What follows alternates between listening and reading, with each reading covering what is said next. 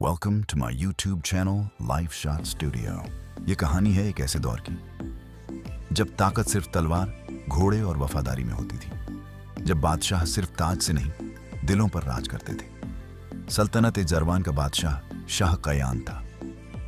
एक दिन जासूस लौटा और उसने एक खतरनाक खबर दी। शाह डेरियस, सल्तनत काहेल का हुक्मरान, जंग की तैयारी में है। जरवान की फौज तैयार होने लगी। तलवारें तेज की गईं, घोड़े सजाए गए और मलका आर्या ने जंग का एक चालाक योजना तैयार की। जंग सिर्फ तलवार से नहीं जीती जाती। सोचो, समझो और चालाक रहो।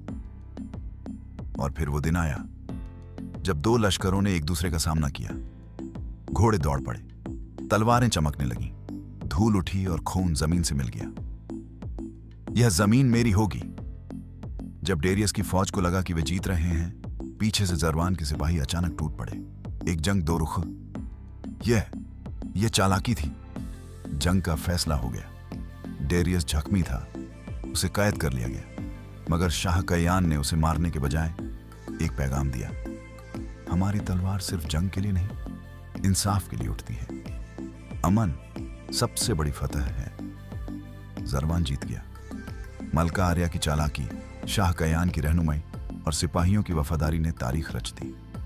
फतह सिर्फ तलवार में नहीं होती, आंखों की दूर देखने की सलाहियत में होती है। आज भी लोग इस कहानी को याद करते हैं। तलवार और ताज, एक कहानी जिसने बता दिया कि असली ताकत सिर्फ ताकत नहीं, इंसाफ और अक्ल होती है। अगर कहानी पसंद आए तो लाइक करें, सब्सक्राइब करें और कमेंट में जरूर बताएं कि आपको सबसे बेहतरीन किरदार कौन लगा। तलवार और ताज, हिंदी अनुवाद।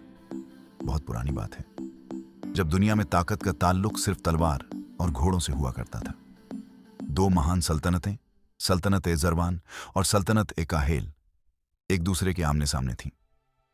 जरवान का बादशाह शाह कयान था, अक्लमंद, बहादुर और लोगों का दिल जीतने वाला। उसकी हमसफर मलका आर्या सिर्फ खूबसूरत ही नहीं बल्कि दानिशमंद और राजनीति में माहिर थी। सल्तनत जरवान अमन और तरककड़ी का मरकज थी, जबकि काहिल का शासक शाह डेरियस सिर्फ फतह और ताकत का भूखा था।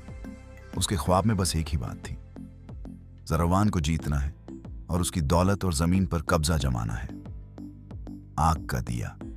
एक दिन शाह कयान को अपने जासूस से इत्तला मिली। शाह डेरियस अपनी फौज के साथ हमले की तैयारी कर रहा है। उसके पास 10,000 सिपाही, 2,000 घुड़सवार और एक विशाल लश्कर है। यह सुनकर शाह कयान ने तुरंत अपनी फौज को तैयार करने का हुक्म दिया।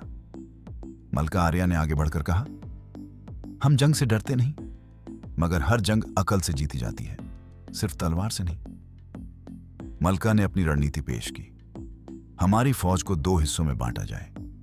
पहला हिस्सा सामने से लड़ेगा और दूसरा हिस्सा छुपा रहेगा, ताकि सही वक्त पर पीछे से हमला करके दुश्मन को चौंका सके। शाह कयान ने इस पहेली जैसी योजना को अमली जामा पहनाया। फौज में जोश था, मगर एक छुपा हुआ डर भी। हर सिपाही ने अपनी तलवार तेज की, घोड़े सजाए और बख्तरबंद पहना। जंग का दिन सुबह का वक्त था। आसमान सुर्ख था, जैसे खुद भी खून का मंजर देखने को तैयार हो। जंगे सहर, जो इतिहास में मशहूर हुई, एक ऐसी वादी में लड़ी गई जो दोनों सल्तनतों के दरमियान थी। दोनों लश्कर आमने सामने थे।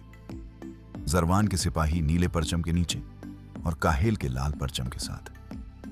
शाह डेरियस ने नारा बुलंद किया, यह जमीन मेरी होगी। जंग का आगाज एक घुड़सवार की हुंकार से हुआ।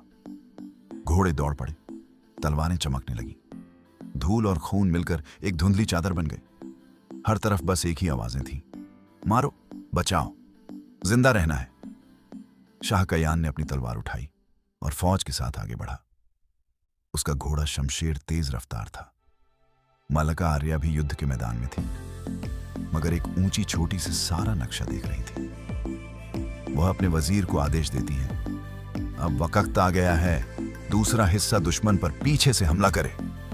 चाल का पलटना जब शाह डेरियस की फौज आगे बढ़ती गई। उन्हें अंदाजा भी नहीं था कि पीछे से एक और लश्कर उनकी ओर बढ़ रहा है। अचानक जरवान के दूसरे सिपाही, जो घुड़सवार और तेज तलवार चलाने वाले थे, पीछे से टूट पड़े। डेरियस घबरा गया। उसने चिल्लाकर कहा, ये क्या हो रहा है? ये चालाकी थी। लेकिन अब देर हो चुकी थी। काहेल की फौज दो तरफ से फंस चुकी थी। सामने शाह कयान की तलवार और पीछे से आर्या की योजना। जितना दुश्मन लड़ता गया, उतनी ही ताकत जरवान के सिपाही हासिल करते गए। फतह और अमन कुछ घंटों के बाद जंग का फैसला हो चुका था। काहेल के लश्कर ने हथियार डाल दिए। शाह डेरियस जख्मी था और उसे कैद कर लिया गया, मगर शाह कयान ने उसे मारने का हुक्म नहीं दिया, बल्कि एक सुलह का मौका दिया। तुम्हारी हर जंग के जवाब में हम अमन का पैगाम देते हैं, मगर याद रखो, जरवान सिर्फ तलवार से नहीं, अकद्ल और वफादारी से जीतता है। मुल्क का जश्न। जरवान के लोगों ने मलका आर्या और शाह कयान का शुक्रिया अदा किया। शाह कयान ने हर घुड़सवार को इनाम दिया और जंग में शहीद होने वालों के लिए एक स्मारक बनवाया। मलका आर्या ने कहा, फतह सिर्फ तलवार की चमक में नहीं होती, बल्कि उन आंखों में होती है जो दूर तक देख सकती है। आखिरी अल्फाज वक्त गुजर गया और जंगे शहर को सदियां बीत गईं। लेकिन आज भी जरवान के बच्चे अपनी किताबों में ये कहानी पढ़ते हैं, जब भी इंसाफ और ताकत एक हो जाए, तो जंग भी अमन में बदल सकती है।